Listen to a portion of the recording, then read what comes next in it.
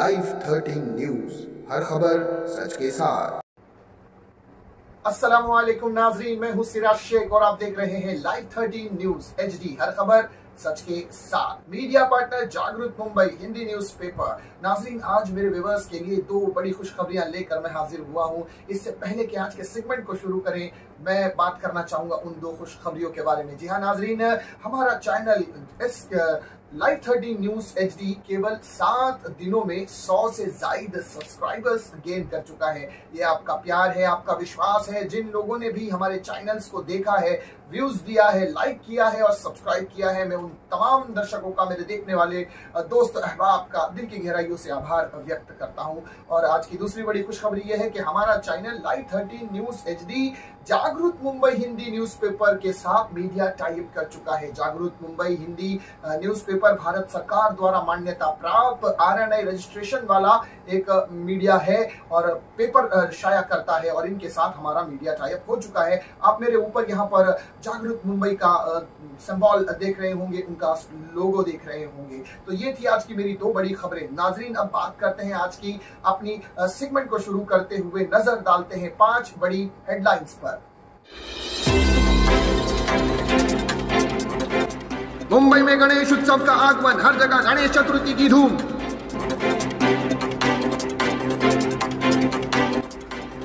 Gangrape मामले में police ने 2 भाइयों को किया गिरफ्तार, चार्जशीट में मामला कुछ और।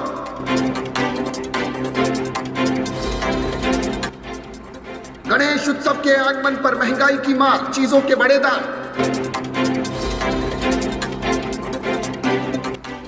हैवानियत की हद पार, बाप ने काटा अपनी ही बेटी का गला।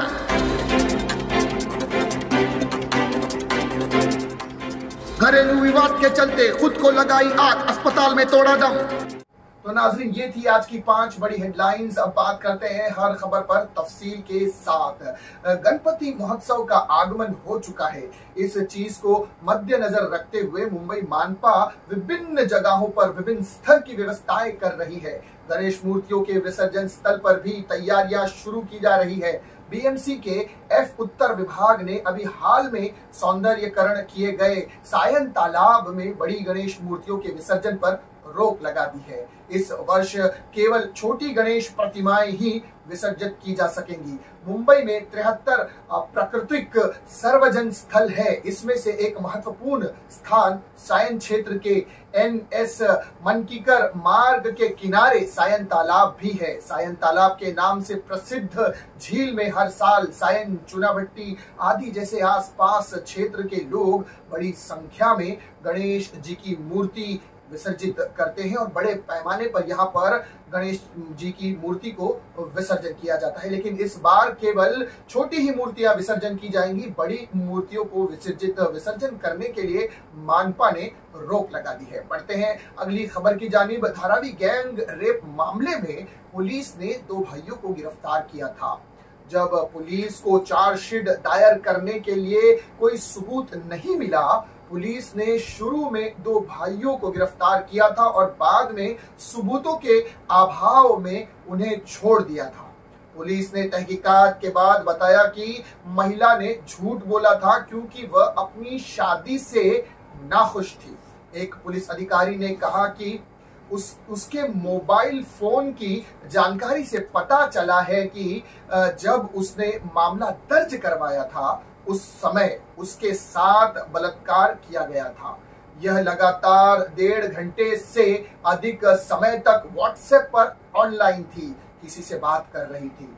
एक नवविवाहित महिला ने मई में एक शिकायत दर्ज कराई थी, जिसमें आरोप लगाया गया था कि जब उसका पति और ससुर काम के लिए बाहर थे और वह धारावी में अपने घर पर अकेली थी, 2 अज्ञात व्यक्ति अंदर घुस गए, उसके हाथ बांध दिए और चाकू की नोक पर उसके साथ दुष्कर्म किया। उसने यह भी आरोप लगाया था कि दोनों में से एक ने मोबाइल फोन से शूटिंग भी की थी। इसकी शिकायत के आधार पर पुलिस ने अज्ञात व्यक्तियों के खिलाफ मामला दर्ज कर जांच शुरू की और सबूत के लिए CCTV कैमरों को स्कैन किया। पुलिस ने 16 मई को 2 9 दोनों भाइयों की गिरफ्तारी की, साथ मामले का पर्दाफाश करने का दावा किया था। बाद में लड़कों के पिता वरिष्ठ पुलिस अधिकारियों से मिले और दावा किया कि लड़के निर्दोष हैं। पूछताछ के दौरान यह पता चला कि दोनों वास्तव में धारावी गए थे, जैसे कि सीसीटीवी कैमरे में कैद है, लेकिन केवल व्यापार के उद्देश्य से। महिला की मेडिकल रिपोर्ट में भी कोई चीज की पुष्टि नहीं हो पाई है। पीड़िता ने सीसीटीवी फुटेज में उनकी पहचान की थी और उसके आधार पर उन्हें हमने लड़कों को गिरफ्तार किया था, लेकिन जांच के बाद हमें पता चला है कि महिला ने झूठ बोला था। हमने सभी सीसीटीवी फुटेज को स्कैन किया है और 19 से 20 लोगों से पूछताछ की है, लेकिन कुछ नहीं मिला। अब हम भी समरी क्लोजर रिपोर्ट दाखिल करने की प्रक्रिया में है, जब पुलिस को चार्जशीट दायर करने के लिए कोई सबूत नहीं मिला है। नाजरीन, बढ़ते हैं अब अगली खबर की जानिब। इस साल गणपति महोत्सव के आगमन के साथ महंगाई का भी आगमन हो रहा है, और यह एक ऐसी महंगाई है जिससे हर कोई प्रभावित होगा, चाहे अमीर हो या गरीब। मुंबई में तबेले के मालिकों ने संघ मुंबई मिल्क प्रोड्यूसर एसोसिएशन ने दूध की कीमतों में 5 रुपए की बढ़ोतरी का फैसला किया है, जो 1 सितंबर से लागू होगा और 28 फरवरी 2023 तक लागू रहेगा। इसके तात्पर्य ये हुआ कि अब मुंबई ठाणे में तबेले का दूध 73 रुपए से 78 रुपए प्रति लीटर होगा। यह पहली बार है जब एक साथ दूध के दामों पर 5 रुपए की बढ़ोतरी की गई है। इससे पहले 2 या 3 रुपए प्रति लीटर की बढ़ोतरी की गई थी। एसोसिएशन ने कहा कि दुधारू पशुओं की बढ़ती कीमत तथा उन्हें खाद्य पदार्थों जैसे दाना, तुअर, चूना चूनी की कीमतों में 15% से लेकर 25% तक की बढ़ोतरी के कारण दूध के दाम बढ़ाने को विवश होना पड़ा है। इस संघ में 4000 से अधिक दूध विक्रेता और तबेले के मालिक जुड़े हैं। हाजी कासिम कश्मीरी BMPA के सेक्रेटरी है। इनका कहना है कि बढ़ी हुई जो राशन और भैंसों को पालने की आसमान छूती कीमतें के चलते हमें दूध के दाम बढ़ाने पर मजबूर होना पड़ा है। ऐसे ही सिर्फ दूध ही महंगा नहीं हुआ है।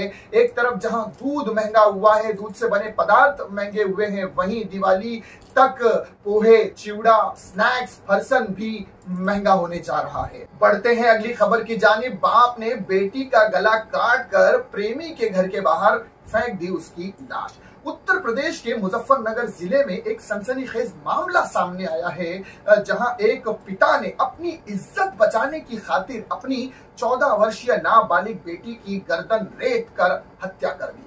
उसकी बेटी ने बस यह गुनाह किया था कि उसके एक लड़के के साथ प्यार हो गया था। हत्या करने के बाद लाश को मृतका के प्रेमी के घर के बाहर फेंक दिया और अनऑफर किलिंग की इस खौफनाक घटना के बाद इलाके में हड़कंप मच गया है। पुलिस ने आरोपी हत्यारे पिता को भी गिरफ्तार कर लिया है और गिरफ्तारी के बाद मृतका के पिता ने क्या कहा, उसकी एक स्पेशल रिपोर्ट देखें आप अपनी स्क्रीन पर। मोहम्मद शाहिद जी, आपने अपनी बेटी का कत्ल किया है, कोई रीजन है खास जो आपने उनका कत्ल करा है? जी, आपने जो अपनी बच्ची का, लड़की का सिर काटा है, कोई रीजन था? बस कुछ नहीं है, मैंने इज्जत के कारण करा। एक बार निकल गई थी, दूसरी बार निकलने की कोशिश कर रही थी, इसलिए मैंने उसका काम कर दिया। बहुत समझाया मैंने, एक तो बेटे 2 महीने में शादी कर लो, ये भी कहा, लेकिन आपकी मुझे बता रही है कि उनको कोई नशे की गोलियां देती थी? हाँ, तकरीबन 1 साल से हम सबको ऐसे गोलियां दे करके ऐसे बेहोश कर देते थे, बाकी अपना लड़के से, जिस वजह से मैंने मकान भी वहां से बेच करके तब्दील हो सकता।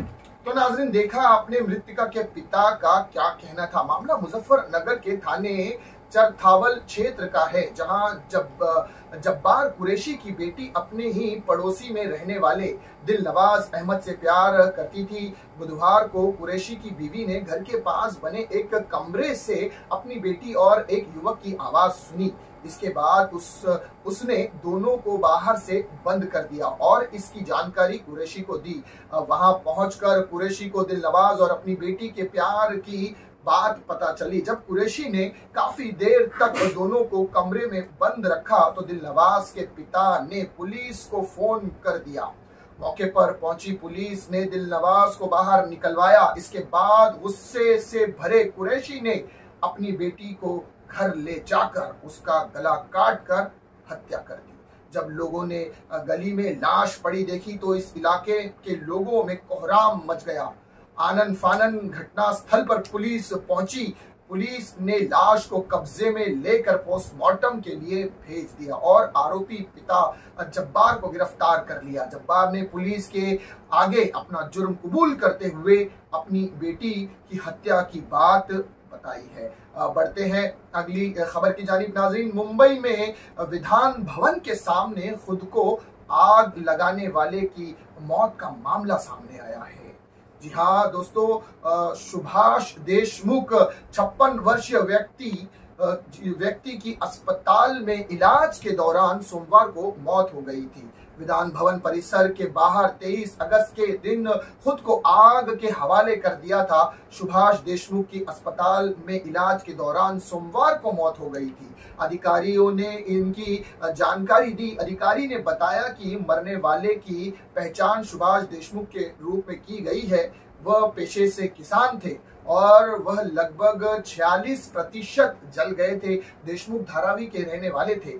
उन्होंने बताया कि देशमुख की मौत मुंबई के जेजे अस्पताल में 29 अगस्त के दिन 11:46 पर हुई थी। अधिकारी ने यह भी बताया कि अपने भाई से भूमि विवाद को लेकर हुई थी हाथापाई के बाद सुभाष देशमुख ने खुद को आग लगा लिया था और इसी आग के चलते उनकी जेजे अस्पताल में मौत हो गई थी। तो नाजरीन, ये थी आज की 5 बड़ी हेडलाइंस पर 5 बड़ी खबरों पर मैंने तफसील के साथ बात की। उम्मीद करता हूं आज का ये सेगमेंट भी आपको पसंद आया होगा। अगर वीडियो आपको पसंद आया है तो लाइक कीजिएगा, अपने दोस्तों में शेयर कीजिएगा, चैनल पर नए हैं तो सब्सक्राइब भी कीजिएगा। मैं Siraj Shaikh live 13 news HD से फिर मिलूंगा किसी नई खबर के साथ। तब तक के लिए मुझे दीजिए इजाजत। शब ख़ैर।